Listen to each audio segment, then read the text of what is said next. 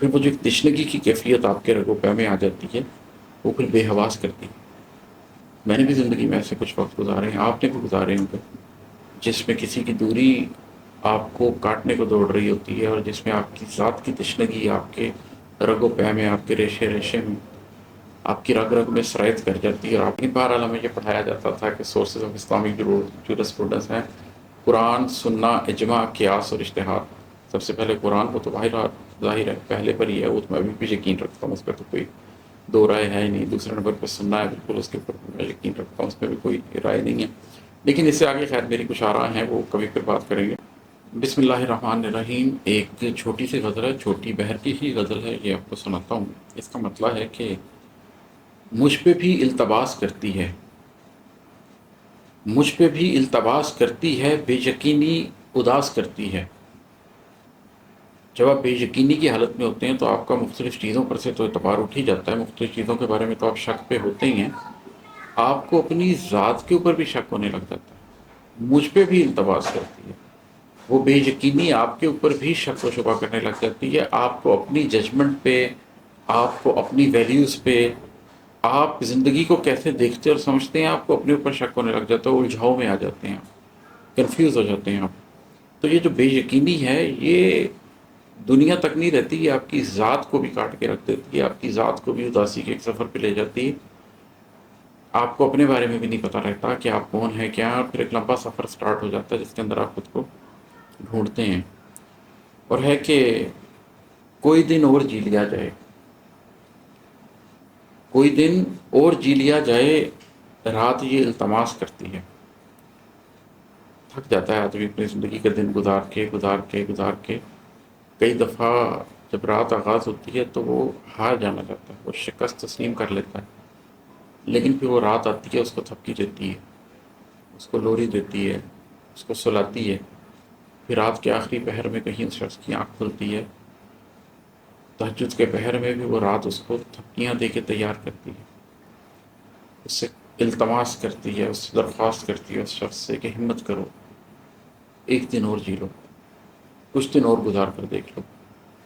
تو پھر انسان کے اندر وہ قوت آتی ہے، وہ ہمت آتی ہے، وہ پھر دل بڑا کر کے جگرا لے کے نکلتا ہے ایک اور دن کا سامنا کرنے کے لیے۔ کوئی دن اور جی لیا جائے، رات یہ التماس کرتی ہے، اور ہے کہ دوریاں کاٹنے کو دوڑتی ہیں، دوریاں کاٹنے کو دوڑتی ہیں، تشنگی بے حواس کرتی ہے۔ جب انسان تنہا رہ جائے اور اپنے پیاروں سے یا اپنی منزل سے دوری اختیار کر لے، پہنچ نہ سکتا ہو اپنے پیاروں تک، پہنچ نہ سکتا ہو اپنی منزل تک، تو پھر کاٹنے کو دوڑتی ہیں۔ تنہائی میں انسان کو دوری بہت کاٹتی ہے، اور پھر وہ جو ایک تشنگی کی کیفیت آپ کے رگ و پے میں آ جاتی ہے، وہ پھر بے حواس کرتی ہے۔ میں نے بھی زندگی میں ایسے کچھ وقت گزارے ہیں، آپ نے بھی گزارے ہوں گے، جس میں کسی کی دوری آپ کو کاٹنے کو دوڑ رہی ہوتی ہے، اور جس میں آپ کی ذات کی تشنگی آپ کے رگ و پے میں، آپ کے ریشے ریشے میں، آپ کی رگ رگ میں سرایت کر جاتی ہے، اور آپ کو بے حواس کرتی ہے۔ کچھ لوگ اسی میں ٹوٹ جاتے ہیں، اسی میں ختم ہو جاتے ہیں، اسی میں نفس کے حوالے ہو جاتے ہیں، اور کچھ اسی لمحے میں کندن ہو جاتے ہیں، اسی لمحے میں پاک ہو جاتے ہیں، اسی لمحے میں خود کو سنبھال لیتے ہیں، اسی لمحے میں غم ہستی کا سفر شروع کر دیتے ہیں۔ دوریاں کاٹنے کو دوڑتی ہیں، تشنگی بے حواس کرتی ہے، اور ہے کہ مسکراتی ہے جب میری بیٹی، مسکراتی ہے جب میری بیٹی، روشنی دل کے پاس کرتی ہے۔ اس شعر کی میں کیا تشریح کروں، اس شعر کو وہ ماں باپ ہی سمجھ سکتے ہیں جن کی بیٹیاں ہیں۔ تو میں تو اس جذبے کو نہیں سمجھتا تھا جب تک میری بیٹی پیدا نہیں ہوئی تھی، لیکن مجھے آج بھی یاد ہے کہ بس میں نے جب اس کو گود میں لیا ہے تو بس اس لمحے میں مجھے جیسے اس سے محبت ہو گئی، اور جیسے اس کی مسکراہٹ سے آپ کا دل کھینچا جاتا ہے، تو اللہ نے بڑی پیاری چیز بنائی ہے۔ مطلب بیٹی بڑا ہی خوبصورت، بڑا ہی محبت بھرا رشتہ ہے۔ تو بس یہ کیفیت ہے، آپ جانتے ہیں اس کیفیت کو، کہ مسکراتی ہے جب میری بیٹی، روشنی دل کے پاس کرتی ہے۔ بس ایک روشن ہو جاتا ہے دل، انسان کا من روشن ہو جاتا ہے اپنی بیٹی کی مسکراہٹ دیکھ کے۔ اور ہے کہ فقہ دل تو تمہاری نفرت بھی، فقہ دل تو تمہاری نفرت بھی دوستی پر قیاس کرتی ہے۔ ہم جب لاء میں پڑھتے تھے تو ہمیں سورسز آف اسلامک لا پڑھایا جاتے تھے۔ میں اگرچہ ان سے مکمل طور پر اس طرح سے ایگری نہیں کرتا، یہ ایک علیحدہ ٹاپک ہے، پھر کبھی بات کریں گے اس پہ، لیکن بہرحال ہمیں یہ پڑھایا جاتا تھا کہ سورسز آف اسلامک جورسپروڈنس ہیں قرآن، سنہ، اجماع، قیاس اور اجتہاد۔ سب سے پہلے قرآن کو تو ظاہر ہے پہلے پر ہی ہے، وہ تو میں ابھی بھی یقین رکھتا ہوں، اس پہ تو کوئی دو رائے ہے ہی نہیں۔ دوسرے نمبر پہ سننا ہے، بالکل اس کے اوپر میں یقین رکھتا ہوں، اس پہ بھی کوئی رائے نہیں ہے، لیکن اس سے آگے خیر میری کچھ آراء ہیں، وہ کبھی پھر بات کریں گے۔ لیکن خیر یہ ایک سورسز آف اسلامک جورسپروڈنس میں تھا کہ قرآن ہے، پھر سننا ہے، پھر اجماع ہے، پھر قیاس ہے، پھر اجتہاد ہے۔ تو اس میں قیاس یہ ہے کہ آپ ایک چیز سے دوسری چیز کا قیاس کرنے کی کوشش کرتے ہیں۔ مثال کے طور پر اگر قربانی پہ گائے ذبح کی جا سکتی ہے تو کیا بھینس بھی ذبح کی جا سکتی ہے؟ کیا بھینس گائے ہی کی قسم سے تعلق رکھتی ہے؟ یہ قیاس کیا جائے گا، یہ قیاس کر کے فیصلہ کیا جائے گا۔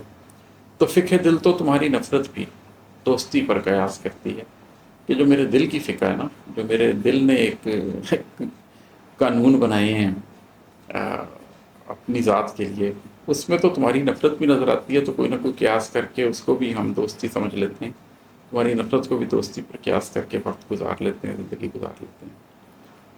اور وقتہ ہے کہ آج بھی ایک یاد دل پہ عماد، آج بھی ایک یاد دل پہ عماد درد کا انعکاس کرتی ہے۔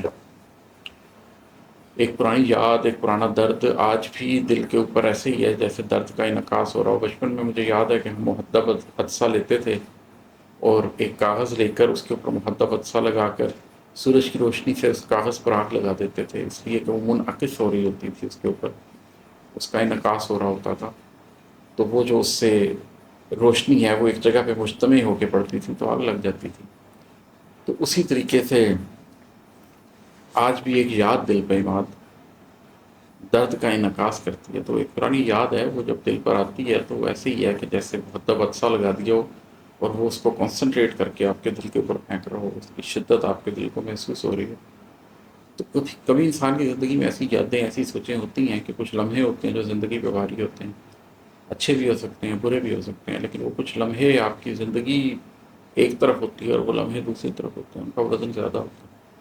آج بھی ایک یاد دل پہ عماد درد کا انعکاس کرتی ہے۔ بہت شکریہ، السلام علیکم۔